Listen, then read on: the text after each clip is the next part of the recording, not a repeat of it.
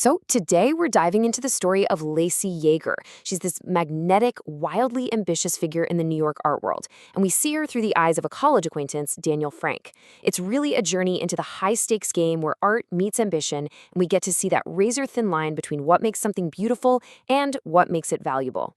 Our narrator, Daniel Frank, he's so completely haunted by Lacy Jager that he feels like he has to get her story down on paper, just to see it bound and tidy on my bookshelf.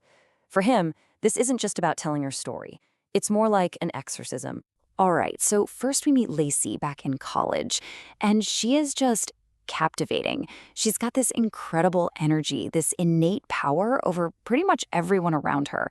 She is absolutely the kind of person who changes the entire feeling of a room just by walking into it.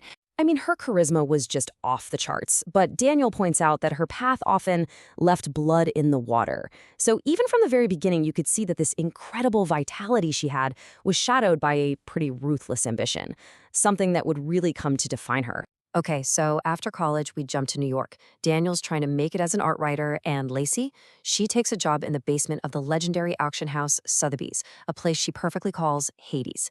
And it's down there in the basement where her real education is about to begin. So one day, she gets a ticket to go upstairs to an actual auction, but the mood is just grim.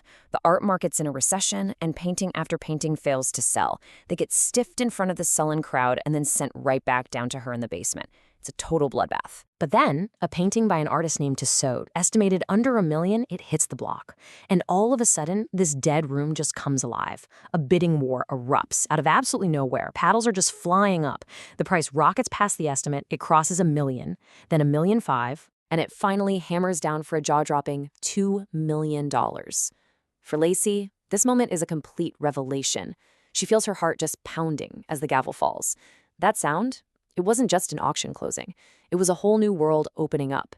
A world where she started wondering if maybe she, too, could make some real money in art. Back down in the basement at Sotheby's, her entire perspective just flips. She starts seeing the paintings in a totally different light. She becomes what's described as an efficient computer of values, learning exactly how to convert these objects of beauty into cold, hard objects of value.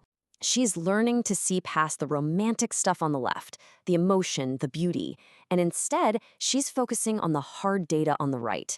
She's analyzing auction history, the condition of the piece, its size, and even whether a painting is burned, which basically means it failed to sell recently. She's not just appreciating art anymore, she's learning the science of the sale. So now she's got this new calculus of worth, this whole new playbook, and she starts applying it with some serious, cunning ingenuity. She's not just an employee anymore, she's becoming a player, learning to manipulate the very system she just figured out. And this is where her talent just explodes. She spots this small Milton Avery painting. It was brought in by an elderly couple who paid $300 for it way back in 1946. She sees its potential and orchestrates this entire scheme. She gets it a new frame on loan, she builds buzz, she even creates a betting pool in the office about its sale price to create this illusion of intense interest. And the result? A painting that was estimated at $80,000 sells for $175,000. She didn't just sell it, she literally manufactured its value. Right, so as the book says, she hadn't really lied, she'd only been crafty. And this becomes her thing.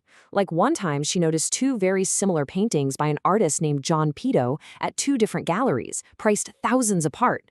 In a single afternoon, she flips one to the other gallery and pockets $7,000 for basically taking a walk around the block. She had tasted honey, and she wanted more. Of course, working for other people isn't going to cut it for long. She strikes out on her own, opening Jager Arts in the super hot Chelsea scene. She becomes a real force, launching the careers of young female artists and bringing this savvy uptown resale strategy to the more conceptual downtown market. So, Lacy is absolutely crushing it, but her whole empire is built on a market that's just soaring to these insane new heights, fueled by easy money and tons of speculation. And you know what they say about bubbles? They tend to pop. And then 2008 hits. And it hits like a freight train. Lehman Brothers collapses, the Dow plummets, credit freezes up, and the contemporary art market, which pretty much ran on hype and borrowed money, it just comes to a dead stop. Lacy's big, expensive new gallery show opens to what Daniel calls cobweb silence. And just like that, the market's whole foundation gives way.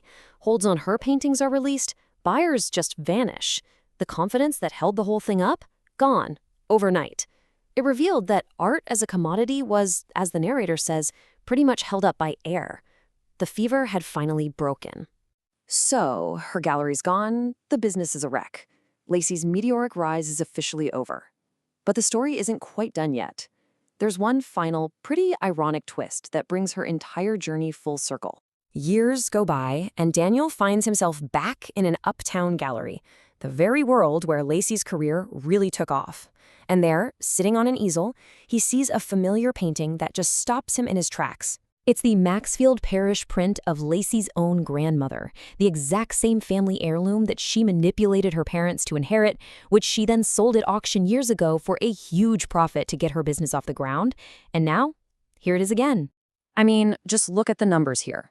The family heirloom she turned into roughly $600,000 in cash has now reappeared on the market for $1.6 million.